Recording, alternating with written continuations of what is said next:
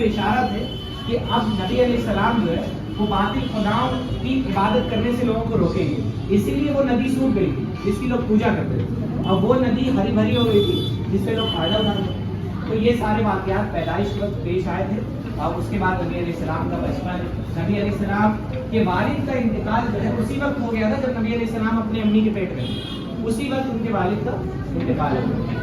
نبی علیہ السلام 2.5 سال کے بعد اپنی ماں کے پاس آئے دودھ پینے کے زمانے کے بعد, اور اپنی والدہ کے ساتھ رہنے لگے.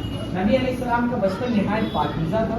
کوئی ایسی عادت لہو لعب, کھیل تماشا, بدماشی ہے نا جو عام طور پہ بچے کرتے ہیں, وہ نبی علیہ السلام کی سیرت میں ہمیں کہیں نہیں.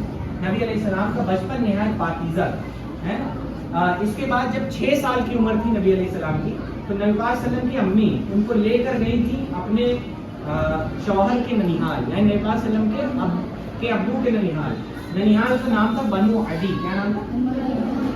جب وہاں سے لوٹ رہی تھی ہے نا, تو ایک جگہ ہے ابوا, کیا نام ہے, وہیں پہ 6 سال کی عمر میں نبی علیہ السلام کی امی کا بھی انتقال ہوا. ان کے ساتھ ایک خاتون تھی ام ایمن, سمجھ گئے, نبی علیہ السلام کی بانی تھی, نبی علیہ السلام کے گھر والوں کے غلام تھی.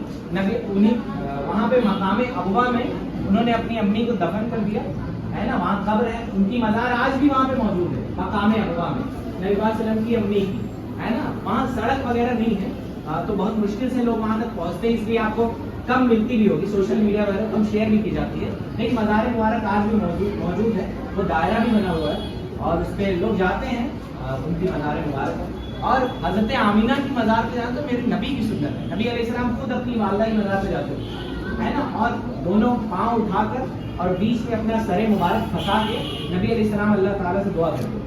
ایسے پاؤں اٹھا لیتے تھے, بیچ میں سر مبارک پھنسا لیتے اور نبی علیہ السلام اپنی والدہ کے لیے دعا فرماتے ہیں, حضرت آمینہ رضی اللہ تعالیٰ عنہ کی وجہ ہے نا.